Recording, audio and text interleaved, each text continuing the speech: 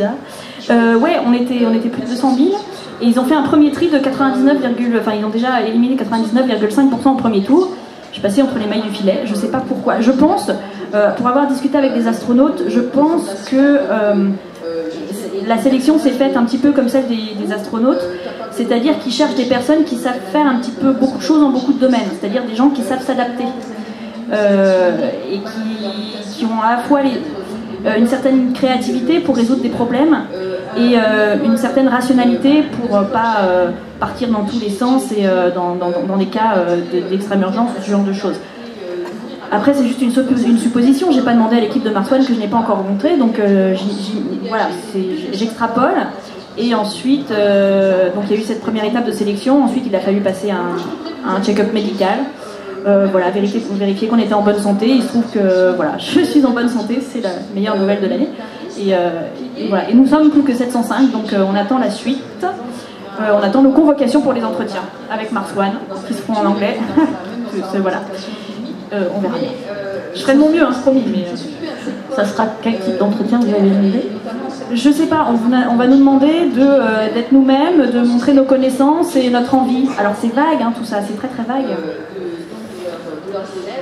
Alors, pourquoi partez-vous sur Mars? Alors, je pars en rêvant que vous en partiez. Moi, j'ai décidé que vous partiez, donc vous partez sur Mars. Allez, j'ai mon billet déjà. Voilà, vous avez votre billet. Pourquoi partez-vous? Pour des milliards de raisons que je ne vais pas décrire ici, sinon ce serait long, et pour vous et pour moi. Non, on attend.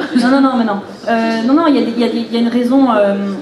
Il y a des raisons tout à fait irrationnelles, c'est-à-dire que je sais pas, ça m'attire, ça s'explique pas. Il y a quelque chose qui me pousse à aller voir ce qu'il y a ailleurs. Et quand j'étais petite, je voulais visiter tous les mondes de l'univers, mais je savais pas quand j'étais petite que l'univers était si vaste et que tous les mondes de l'univers, ça faisait beaucoup. Et donc du coup, quand on m'a proposé, quand j'ai vu que cette mission proposait à des gens de se porter candidat pour au moins aller sur Mars, je me suis dit que 2 mondes, ce serait déjà pas mal dans une vie. Donc voilà, je me suis lancée, donc c'est vraiment un rêve d'enfant. Après, c'est sûr que dans les raisons plus rationnelles, il y a l'envie de connaître, d'apporter peut-être ma petite pierre à l'édifice de la connaissance du savoir humain. Oui, tout à fait. À la connaissance humaine, de savoir d'où on vient, parce que Mars, c'est une sorte de jumelle de la Terre quand elles étaient très très jeunes. En gros, Mars, c'est vraiment la Terre à ses débuts. Donc étudier Mars, c'est étudier le passé de la Terre. Et donc un petit peu savoir pourquoi la vie s'est développée sur Terre, ou pas, ou peut-être sur Mars, c'est le passé du système solaire, etc. Donc savoir d'où on vient, pourquoi on est là, c'est des questions qui fascinent l'humanité depuis des lustres. Et si moi je peux apporter avec des expériences que je pourrais faire sur place un début de réponse, j'aurais tout gagné, je crois. Et puis ça me paraît, ce genre de mission, qu'elle aboutisse ou pas, ça pose des questions qui sont vertigineuses et passionnantes. Mais sur tous les sujets, c'est-à-dire, par exemple, déjà, c'est quoi être humain? C'est un vaste sujet que la science-fiction traite d'ailleurs beaucoup, que les philosophes traitent depuis des lustres.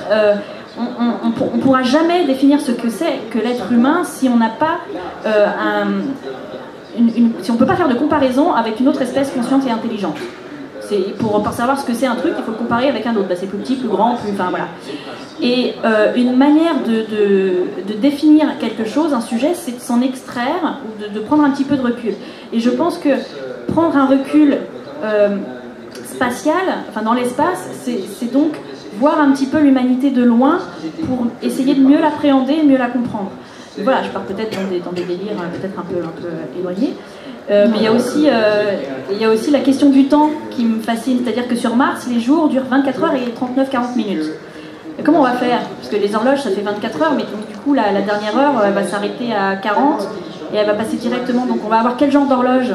Même si c'est des horloges numériques, comment on va découper notre journée? Est-ce que les 40 minutes, on les passera à dormir et ce sera cool parce qu'on aura des nuits de 40 minutes plus longues? Mais comment ça va se passer? Voilà. Comment on va compter le temps? Et est-ce qu'on va se caler sur un réseau, sur un horaire terrestre, ou est-ce qu'on va avoir vraiment notre propre temps martien? C'est vraiment des questions qui se posent. Il y a aussi des questions qui questions juridiques, tout simplement. À qui appartient Mars? Alors pour l'instant à personne. Depuis le traité de l'espace de 1967, voilà, on sait que hors de la Terre, l'espace et ses corps appartiennent à tout le monde et donc à personne. Mais à partir du moment où il y a des gens qui vivent dessus, qui font pousser des choses dessus, c'est chez eux, quoi. Du coup, comment ça se passe? Est-ce que c'est à eux? Est-ce que c'est pas à eux? Est-ce que c'est un territoire international? Est-ce que c'est pas un territoire international? Je sais pas. Et si y en a un qui tape sur un autre, quelle juridiction on applique? Des lois martiales, non pas martiales, des lois martiennes, ou des lois terriennes, mais de quelle... Enfin voilà, ça pose des milliards de questions dans tous les sujets, et je trouve ça passionnant d'avoir à se les poser. Alors pas forcément d'avoir de réponse, mais au moins de se les poser. Genre l'année martienne, vous me corrigerez si je me trompe, hein, c'est 2 fois l'année humaine. Ou à peu près. Voilà, il va falloir s'amuser à renommer les mois, par exemple. Ouais, bah oui. Rigolo. Oui, et puis effectivement, là, ils ont calé l'année martienne sur le calendrier terrien, donc ça n'a pas vraiment de sens, parce qu'il y a des mois à 30 jours et il y en a à 80 jours. Pourquoi? Donc autant faire le même nombre de mois, enfin le même nombre de jours par mois, et donc ça ferait je sais pas combien de mois, et donc les rebaptiser et pas reprendre, voilà, faire vraiment quelque chose de nouveau, de neuf, qui soit pas calé sur quelque chose de typiquement terrien. Voilà. Aller voir ailleurs pour vraiment construire autre chose, de nouvelles bases, pour essayer de construire autre chose. Je dis peut-être une bêtise là aussi, mais le projet Mars One, il me semble qu'il est sur des fonds privés, c'est ça? Oui. C'est une fondation à but non lucratif, et c'est effectivement des fonds privés, essentiellement, à 100%. Alors leur business model est un peu étrange comme ça. En fait, ils vont en faire une série documentaire, et le principe est de récupérer l'argent des bénéfices tirés de la publicité. Et pour ça, ils se sont basés sur 2 exemples. Le premier, c'est les premiers pas de l'homme sur la Lune. La Terre entière les a regardés, même si à l'époque il n'y avait pas la télé dans tous les foyers, loin de là. Mais en France, en tout cas, les enfants se sont fait réveiller en pleine nuit pour aller regarder ça. Enfin, tout le monde a regardé les premiers pas d'Armstrong sur la Lune. Donc c'est vraiment un événement global. Et il se base aussi sur les Jeux Olympiques. Tous les 2 ans, il y a les Jeux Olympiques qui durent 15 jours, 3 semaines. Et c'est 6 milliards de dollars de recettes tirées de la publicité en 15 jours, 3 semaines. Tous les 2 ans. Voilà. Et il se trouve que le budget auquel Mars One pense pour réussir la mission, c'est 6 milliards de dollars. Donc voilà, ils essayent de faire quelque chose de global qui puisse intéresser l'humanité entière, pour que l'humanité entière suive cette série documentaire, et avoir les bénéfices financiers tirés des revenus publicitaires. Pour une fois que la télé-réalité servirait à quelque chose de grand, ça serait pas mal. Oui, en effet. C'est ça. Après, oui, j'aime pas le mot télé-réalité parce que c'est mal connoté, mais même si il y a des caméras partout et qu'on suit les futurs marsonautes dans leur formation, si on les voit aller à l'école et apprendre la médecine, apprendre la géologie, apprendre l'ingénierie, apprendre à piloter, et que les enfants regardent ce genre de télé-réalité, et s'ils se disent moi plus tard je vais être géologue, médecin, pilote ou astronaute, mais banco, c'est quand même vachement mieux que de regarder un love story débile et se dire moi plus grande je vais être célèbre et je vais avoir des gros seins, enfin voilà. Et du shampoing. Et chanter? Non, du shampoing. Du shampoing. Du shampoing. Ah bah oui, parce que oui. C'est important le shampoing. Le shampoing, c'est très important. Ah oui. Alors, justement, ce projet Mars One ne rencontre pas tout à fait, parmi les internautes, on va dire, une adhésion sans faille. J'étais très très surprise de voir les questions qui étaient posées, les restrictions qui étaient posées, la façon dont on avait quasi systématiquement de recoller les bottes des futurs marsonautes au sol. Et d'après vous, qu'est-ce qui justifie une réaction que j'ai l'impression qu'elle est totalement tripale chez les... Ouais. En fait, Mars One, c'est moi les réactions que j'ai, c'est soit on adhère totalement, soit on est totalement réfractaire. Il y a peu d'entre deux. Et c'est vrai que c'est un projet tellement dingue que je comprends, c'est un projet extrême, et donc forcément on a affaire à des sentiments extrêmes. Mais moi quand j'ai vu la première fois ce gros titre recherchons candidat pour un aller simple vers Mars en télé-réalité, je me dis mais ils sont complètement malades, ces gens-là, ils s'en foutent. Mais pourquoi? Voilà, donc bon, après moi je me suis renseignée et tout, mais oui, effectivement c'est un projet extrême, donc ça amène des réactions extrêmes.